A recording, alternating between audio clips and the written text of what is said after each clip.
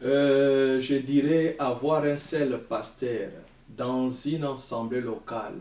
Est-ce dangereux? Je dirais non. Pourquoi? Premièrement, s'il est vraiment pasteur, il fera que ce que les Écritures lui recommandent de faire. Ça devient dangereux si la personne ne regarde pas ou ne vérifie pas ou ne marche pas selon les Écritures.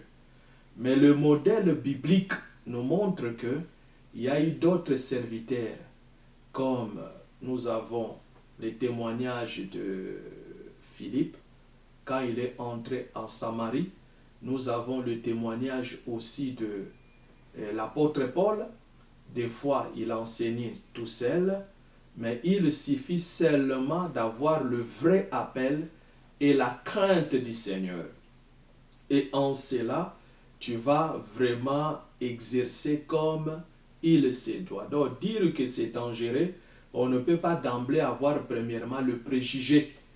S'il n'y a pas d'autres frères appelés au ministère, on ne peut pas lever n'importe qui.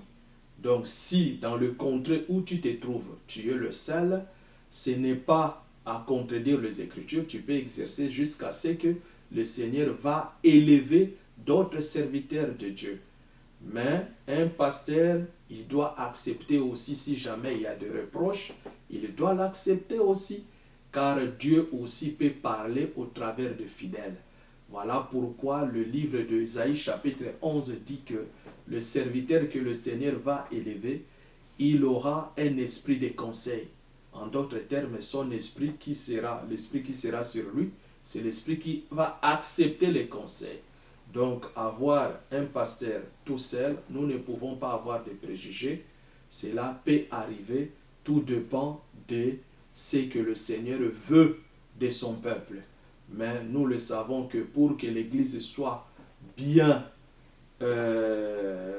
soit parfaite, où l'Église arrive à la perfection, il faut que l'Église écoute les 5 ministères. Quand nous disons les 5 ministères, nous ne prenons pas premièrement les individus, nous prenons premièrement le grâce.